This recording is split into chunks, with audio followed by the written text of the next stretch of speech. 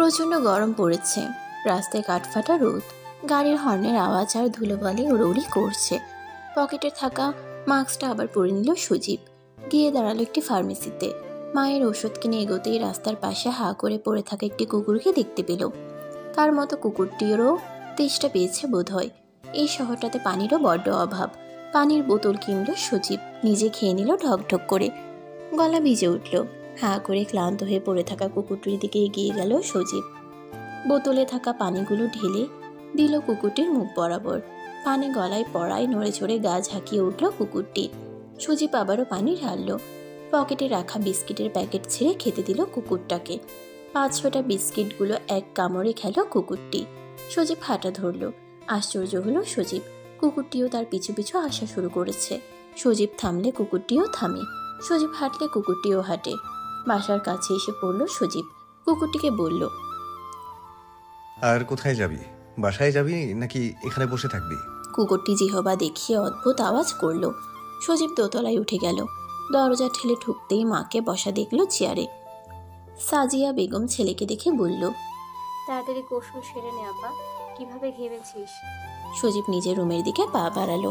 ভেবেছে কথা স্কুলে গিয়েছে, কিন্তু না, যায়নি। সজীবকে দেখে রান্নাঘরে দৌড়ে গেল কথা। শাড়ির জন্য বেশি দৌড়াতে পারল না। শরবতের গ্লাস নিয়ে আবার এলো কথা। সজীবের সামনে গিয়ে ধরল, নিল না সজীব। খেতে ইচ্ছে করছে না। কথার মন খারাপ হলো।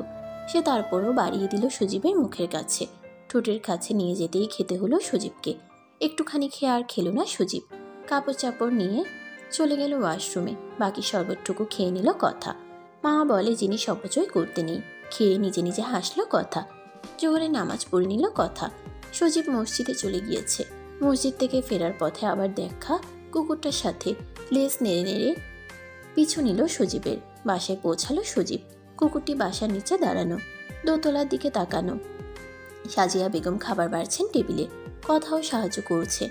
সজীব পলিথিন জোগাড় করলো কোত্থেকে। চামচ দিয়ে বেড়ে ভাত তরকারি নিল। ডিমের অর্ধেক দিয়ে মেখে নিল ভাতগুলো। তারপর দিয়ে আসলো কুকুরটিকে। বারান্দায় দাঁড়িয়ে গলা উঁচিয়ে সেই দৃশ্য দেখলো কথা আর সাজিয়া। কথা ভীষণ অবাক, কুকুরকে খেতে দিচ্ছে। সাজিয়া বেগম মিটিমিটি হেসে বলল, বাপের কিছুটা হলো তাহলে ছেলে পেয়েছে। দেখছো তোমার বর কত জীব প্রেমী। কথা মৃদু হাসলো। সে জানে সে তো ভুল মানুষের প্রেমে পড়েনি, শুধু মানুষটা খুব খাটতেরা। না হলে আর সবগুলো অভ্যাস ভালো। সজীব আসার আগেই দুজনে টেবিলে এসে বসলো। সজীব সাজিয়া বেগমের পাশে গিয়ে বসলো। সাজিয়া বেগম কথাটাকে ইশারা করলো খাবার বেড়ে দিতে। হাত কাঁপলো কথার। নাকের ডগা ঘেমে উঠছে, সাথে কপাল। হাতের চুরির টুংটাং আওয়াজ হলো। সজীব বসে রইল নির্লিপ্ত ভঙ্গিতে। কথা এটা ওটা তুলে দিল। সজীব খাওয়া শুরু করলো না। কথা অসহায় চোখে তাকালো। সাজিয়া বেগম হেসে ফেললেন। তারা খাওয়া শুরু না করলে কখনোই খাওয়া শুরু করবে না সজীব। কথাকে বেড়ে দিল সাজিয়া বেগম। কথা মাথা নামিয়ে ভাত নেড়ে নেড়ে মুখে তুলল। আর চোখে সজীবের দিকে তাকালো। সাজিয়া বেগম খেতে খেতে বললেন, টিউশনিগুলো দিনের বেলায় রাখার চেষ্টা করিস আপা। রাতে তুই কোথাও গেলে টেনশন হয় আমার। কথা বলল না সজীব। কথা চুপি চুপি খেলো। সজীব আর চোখে কথার খাওয়া দেখল। এই ঘরের খাবার মেয়েটার মুখে উঠছে তো। এসি ছাড়া থাকতে নিশ্চয়ই কষ্ট হচ্ছে। মাথার উপর ভন ভন করে পাখা ঘুরছে। তারপরও ঘেমেই চলেছে কথা। গরমের কারণে নয়, তার ঘামার কারণ এক। এই লোকটার সাথে একসাথে খেতে বসেছে, 2 ভাত বেশি গরম। কপাল বেয়ে ঘাম ঝরছে টের পেল কথা। অস্বস্তি লাগলো কথার। ভুক্তা অবশেষ রেখে হাত ধুয়ে চলে গেল কথা। রুমে গিয়ে মুখ ধুয়ে নিল। ভালো করে মুখ কপাল মুছে আবার এলো। হাসার চেষ্টা করলো সাজিয়া বেগমের সাথে। সজীব খাওয়া থামিয়ে দিয়েছিল। কথা আসে আবারও ভাত নেড়ে ছেড়ে মুখে দিল। খেয়ে উঠে চলে গেল। কথা সাজিয়া বেগমের দিকে তাকালো। তিনি হেসে, বরের সাথে খেতে আবার কিসের অস্বস্তি বৌমা? সজীব অন্য কিছু মনে করলো? তোমার কি কোনো অসুবিধা হচ্ছে এখানে? ঘন ঘন মাথা নাড়ালো কথা। মোতালেব শেখ এলেন সন্ধ্যার দিকে। কথা এটা ওটা দিল। পানি ছাড়া কিছু মুখে তুললেন না। তিনি কথার মাথায় হাত বুলিয়ে বললেন, কোনো অসুবিধা হলে আমাকে মেসেজ করবে, বুঝছো? এখানে তো বেশি গরম, থাকছো কিভাবে? কথা আসলো। ফ্যান দেখিয়ে বোঝাতে চাইল বাতাস আছে। মোতালেব শেখ কিছুই বললেন না আর। কপাল পড়া মেয়েটার। টিউশনি থেকে ফিরেছে সজীব। মোতালেব শেখকে দেখে বসলো। কথা ভেতরে চলে গেল। মোতালেব শেখ বললেন, তোমার চাকরির কি খবর? আপাতত কোনো খবর নেই। টিউশনির টাকা দিয়ে কতটুকু পারবে তুমি? বাসা ভাড়াও তো 6,000 টাকা। ওসব নিয়ে আপনার ভাবতে হবে না। আপনার মেয়ের থাকতে কষ্ট হলে পাঠিয়ে দেব। এসব কোন ধরনের কথা বলছো তুমি? আমার মেয়ে কি হাতের পুতুল নাকি? দরকার হলে তোমার মাকেও নিয়ে যাব আমার বাড়িতে। কোলে আর সুমনকে বাসায় পাঠিয়ে দিব। আমার কাছে কথা ভালো থাকাটাই আগে। ওর থাকতে কষ্ট হচ্ছে দেখলে আমি নিজেই ওকে নিয়ে যাব। বিয়ের চুক্তিতে এরকম কিছু লেখা ছিল না? সুমন আর কলির জন্য বাসা ঠিক করেছি। ওরা সেখানে চলে যাবে আগামী মাসের দিকে। আমি কথাকে নিয়ে যাব। আপনার মেয়ে যা ইচ্ছে তাই করতে পারেন, কিন্তু আমি আপনার বাড়িতে গিয়ে থাকতে পারবো না। সুমন থাকবে না বলছি তো। তাদের তাড়িয়ে আমি থাকবো না ওখানে। আপনি কোনো কিছু সহজেই বুঝতে চান না, তাই বুঝাতে চাইছি না। মোতালেব শেখ রাগ চেপে ধরলেন। এই ঘাটতেরা ছেলেটার সাথে কথা বলে আরাম নেই। সজীব এগিয়ে দিল মোতালেব সাহেবকে। গাড়িতে উঠে তিনি চলে গেলেন। সাজিয়া বেগম বের হলেন রুম থেকে। কথাকে ডেকে বললেন, তোমার কি এখানে থাকতে খুব কষ্ট হচ্ছে বৌমা? কথা ঘন ঘন মাথা নাড়িয়ে বলল না জানালো। মুখ দিয়ে অদ্ভুত অদ্ভুত শব্দ করে এটা ওটা বলল, যার কিছুই সাজিয়া বেগম বুঝলেন না। তারপর বুঝতে পারছে এমন করে মাথা নাড়তে লাগলেন। সকাল 10টায় কথা বের হলো স্কুলের উদ্দেশ্যে। সাজিয়া বেগম ভাতের প্লেট নিয়ে পেছন পেছন দৌড়ে শুধু 2 লোকমা খাইয়ে দিতে পারল। বেশি খেলো না কথা। সজীব বাসায় নেই। কথাকে কিছু দূর বাড়িয়ে দিল সাজিয়া বেগম। একা একা কিছু দূর যেতেই বখাটেদের পাল্লায় পড়ল কথা। সজীবকে নিয়ে নানান রকম কথাবার্তা বলছে। কানে এলো কথার, সজীবের কপাল বালা, শালায় বেকার হইয়াও বউ পায়া লাইছে। এটা সেই বউ না, বোবা বউ আ ও কথা বলে। ছেলেগুলোর অট্টহাসি। কানে এলো কথার, কপাল কুঁচকে গেল আপনা আপনি। চরম বেয়াদব এগুলো। কথা মাথা নিচু করে এগুলো। তার পিছু নিল বখাটেগুলো। ভাবি, ভাবি ডেকে রসিকতা করতে লাগলো। ঘৃণা লাগলো কথার। পিছু ফিরে আঙ্গুল দিয়ে শাসালো কথা। তার বরকে বলে খুশি খাওয়াবে একদম। ছেলেগুলো আরো জোরে জোরে হেসে বলল, কি বললো তোরা বুঝতে পেরেছিস? আমি তো কিছুই বুঝতে পারিনি। ভাবি কি বললেন বুঝিনি, আর একটু জোরে বলেন। কথা থেমে গেল। সামনে এগোনোর জো নেই। ছেলেগুলো কয়েকটা সামনে দাঁড়িয়ে আছে, কতগুলো পিছনে। মাথা নামিয়ে দাঁড়িয়ে থাকলো কথা। ঘেউ ঘেউ করে কোথা থেকে দৌড়ে এলো একটি কুকুর। ছেলেগুলোর পেছন পেছন ধাওয়া করলো। ছেলেগুলো পালিয়ে কুল পেল না। কথা ভয়ে এক কোণে দাঁড়িয়ে পড়ল। কুকুরটি যদি তাকে কামড়ায় না, তার দিকে এলো না। ছেলেগুলোকে ধাওয়া করে কুকুরটি কথার সামনে চলে এলো। বসে পড়ে মনিবের দাসত্ব স্বীকার করার মতো চেয়ে রইল। কথা হেসে দিল খিলখিল করে। তার হাসির আওয়াজ ফেটে পড়ল আশেপাশে। সে হেঁটে রাস্তার কাছে গেল। কুকুরটি তার পিছু পিছু। কথা উ উ শব্দ জিজ্ঞেস করতে চাইল, তোমার মনিব কোথায়? কুকুরটি জিহবা দেখিয়ে আওয়াজ করতে লাগলো। তারপর রাস্তা খালি দেখে দৌড়ে চলে গেল রাস্তার ওপাশে। কথা দেখলো সজীবকে। সজীব জিজ্ঞেস করলো কুকুরটিকে, কি হয়েছে তোর? কুকুরটি রাস্তার পাশে কথার দিকে চেয়ে রইল। সজীব কুকুরটি চাওয়া চাওয়াই নিজেও তাকালো। কথাকে দেখলো সজীব। রিকশার জন্য দাঁড়িয়েছে কথা। রাস্তা পার হয়ে এলো সজীব। রিকশা চালককে ডাক দিল, মামা, ডিসি স্কুলের সামনে যাবেন? জি মামু, কই যাবেন? কথা দৌড়ে এলো। সজীবের হাত ধরে 2 আঙ্গুল দেখালো রিকশা চালককে। সজীবের অবাক চাহনিকে সম্পূর্ণ উপেক্ষা করে কথা উঠে বসলো রিকশায়। সজীবের হাতটা ধরা। সীমাহীন বিস্ময় নিয়ে সজীব রিকশায় উঠে পড়ল। কথা তার হাত মুঠোয় বন্দি করলো।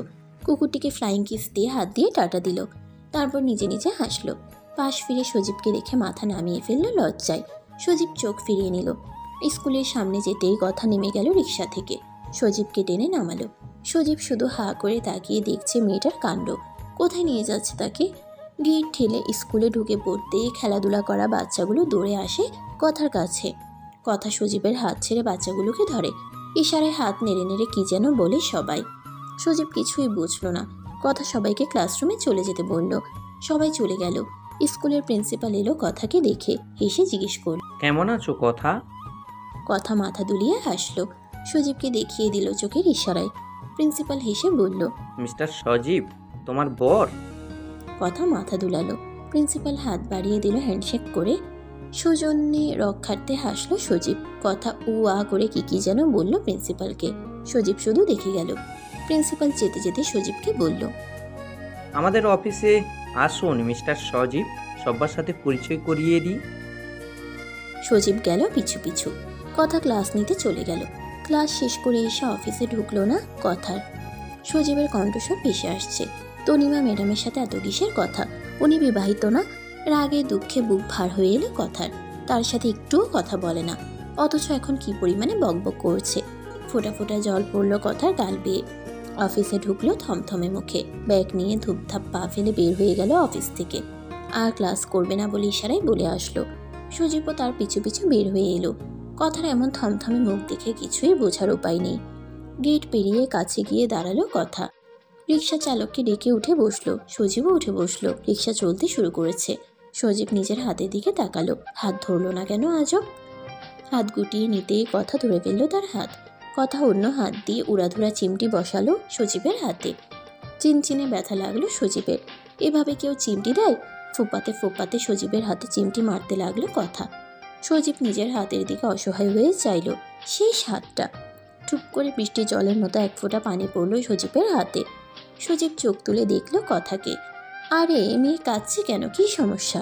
সজীব সোজা হয়ে বসলো, বলল, আমি নেমে যাব এখন।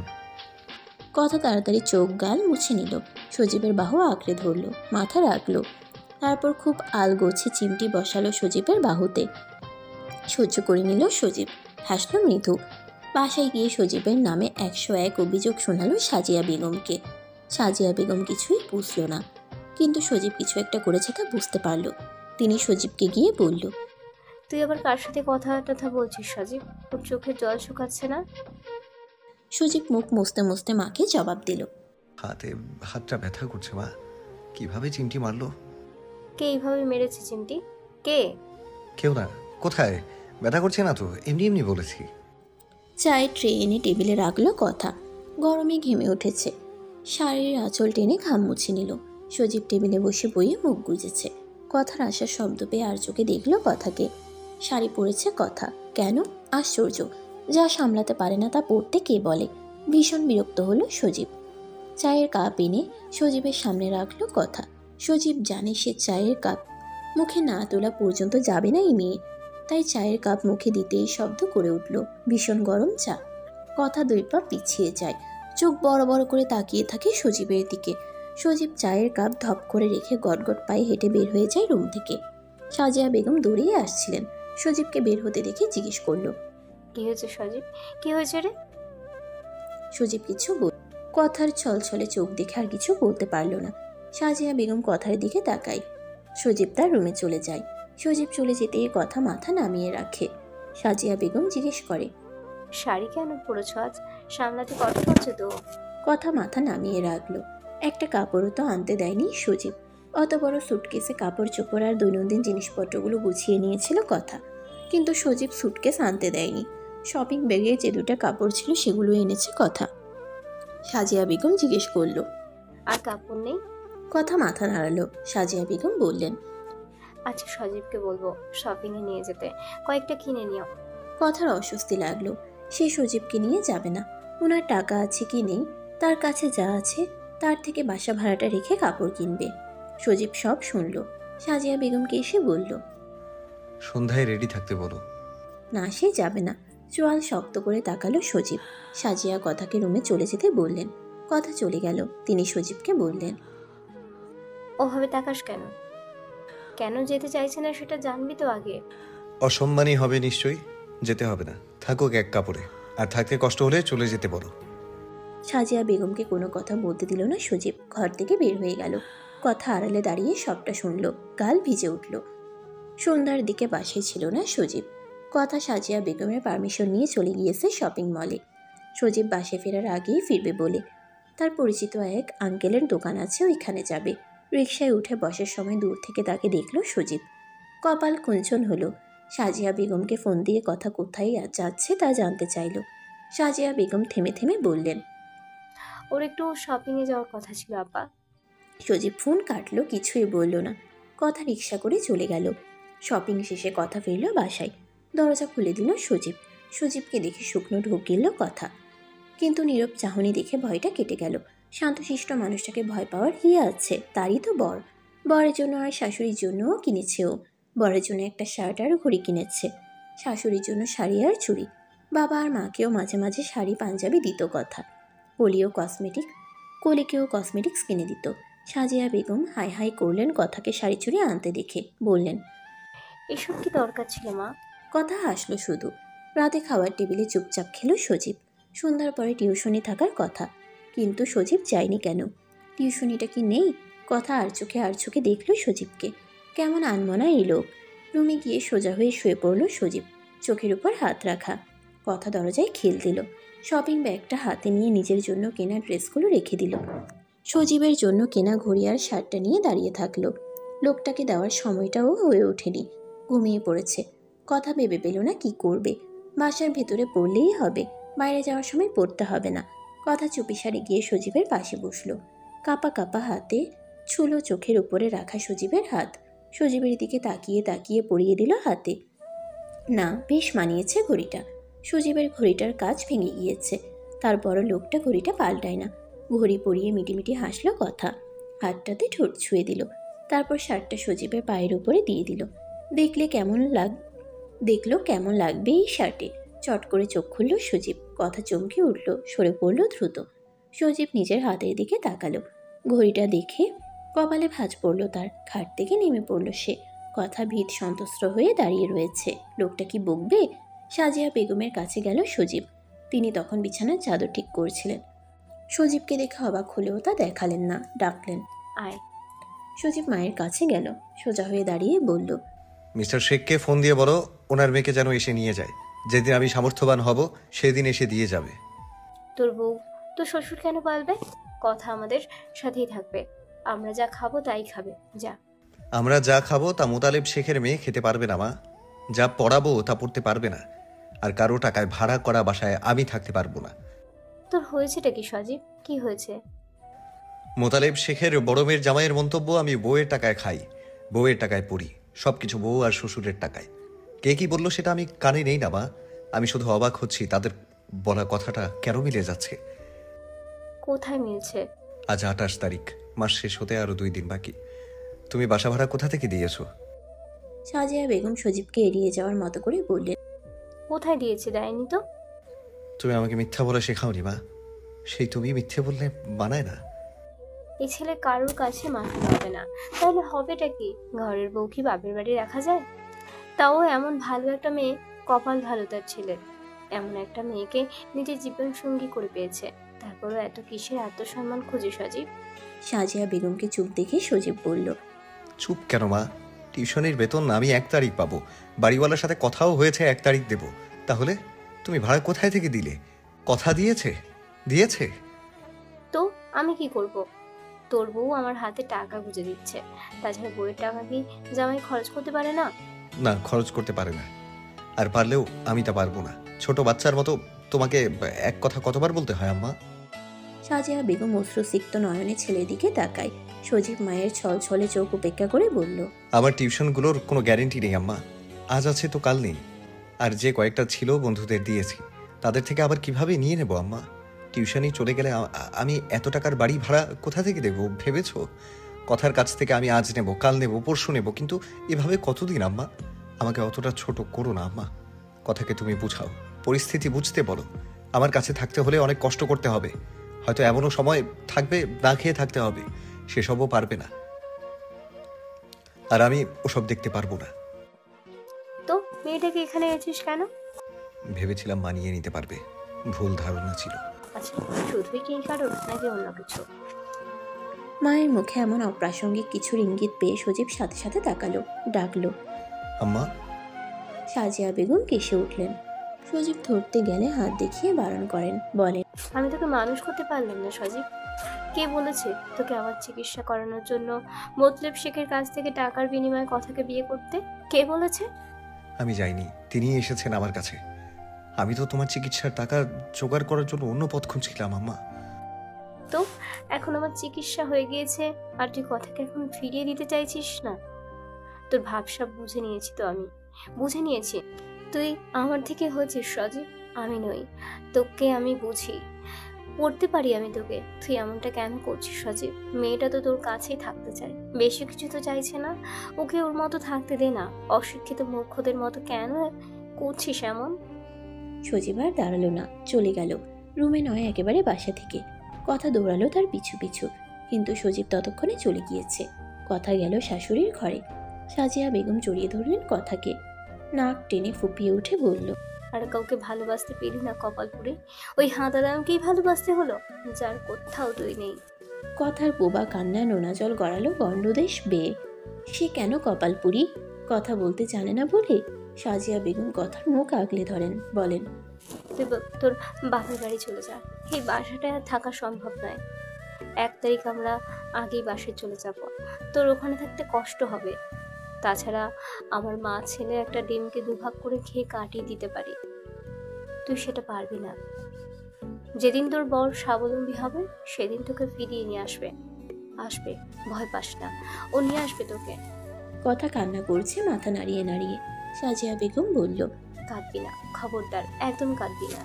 আমি জানি তুই আমাদের সাথে ওই বাড়িতে থাকতে পারবি, বলবি, কিন্তু কয়েকদিন পার হলে তোর থাকতে ভীষণ কষ্ট হবে।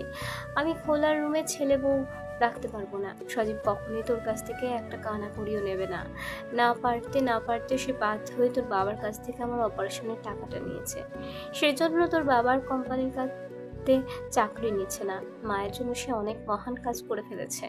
ঋণী তার মা, তার কাছে, ছেলের কাছে ঋণী। অনেক বড় ক্ষতি করে ফেলেছি আমি তার। কথা বলতে চাইলেও সে এক কাপড়ে থাকতে পারবে, এক বেলা খেয়ে থাকতে পারবে, মানিয়ে নিতে পারবে। সাজিয়া বেগম বুঝলেন না, বললেন, তোর বাবা যদি রেগে এখন ওর দিকে ডিভোর্স পেপার ছুঁড়ে মারে, তাহলে ওর মধ্যে কোনো বেকার দেখা যাবে না। সই করে দেবে, তোকে ছেড়ে দেবে, চলে যাবে তোর জীবন থেকে। তুই কি সেটাই চাস? কথা ঘন ঘন মাথা নাড়ালো।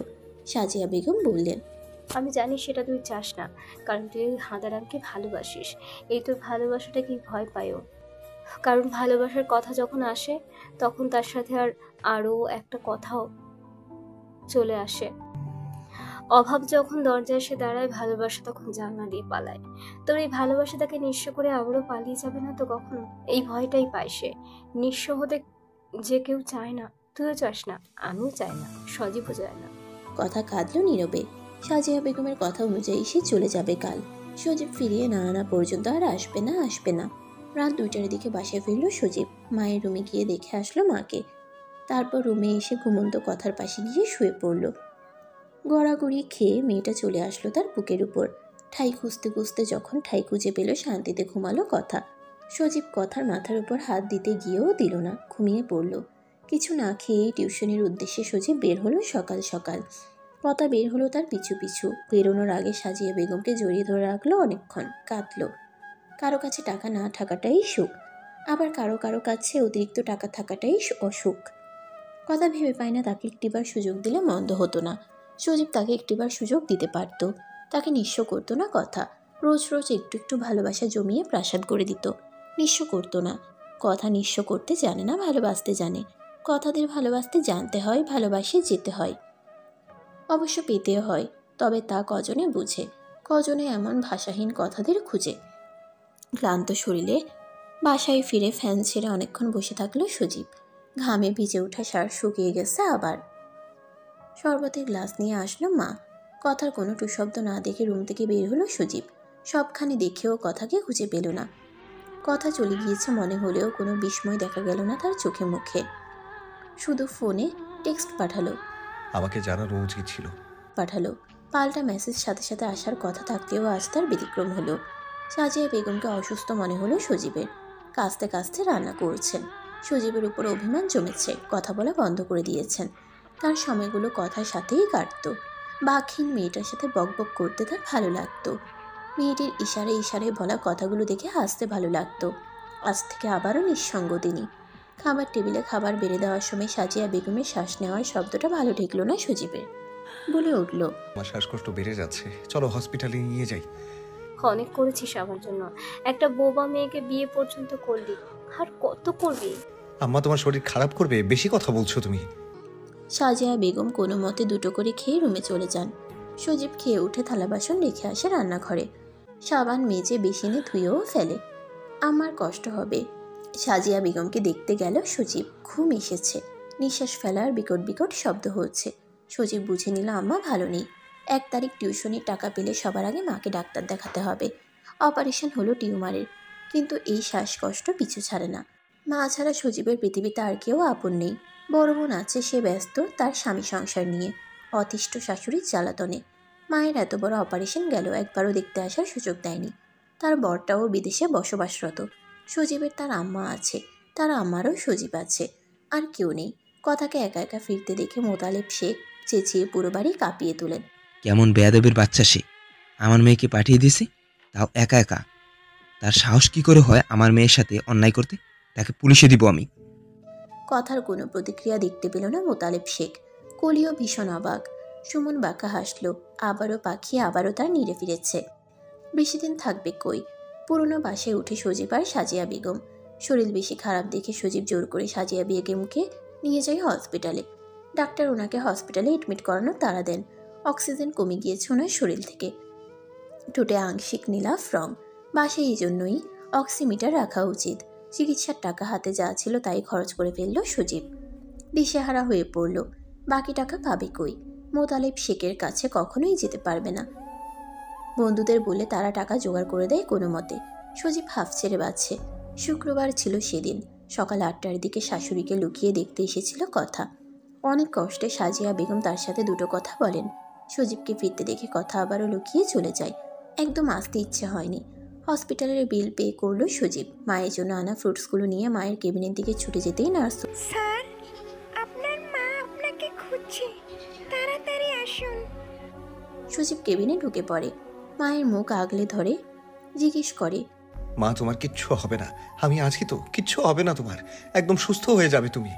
সাজিয়া বেগম ছেলের হাত শক্ত করে ধরে নিজের হাতের মুঠোয় নেন। বহু কষ্টে বলেন, কথাকে ছাড়িস না আপা, ওকে আগলে রাখিস, মেয়েটাকে ভালো রাখিস, ওর সাথে অন্যায় করিস না আপা, তোর আমার শেষ ইচ্ছা।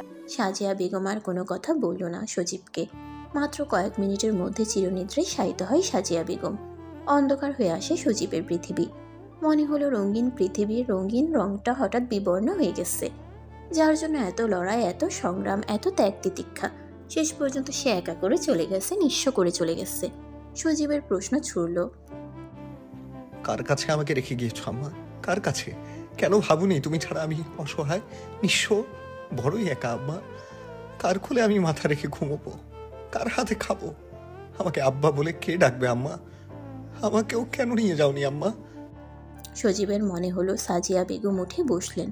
তার মুখে হাত বুলিয়ে চুমো খেয়ে বুকের সাথে জড়িয়ে ধরে বললেন, যার কেউ নেই তার উপরওয়ালা আছে আপা, তোকে উপরওয়ালার ভরসায় রেখে গেলাম। ভালো থাকিস, ভালো রাখিস, তোকে যারা ভালোবাসে তাদের ভালোবাসিস, আগলে রাখিস।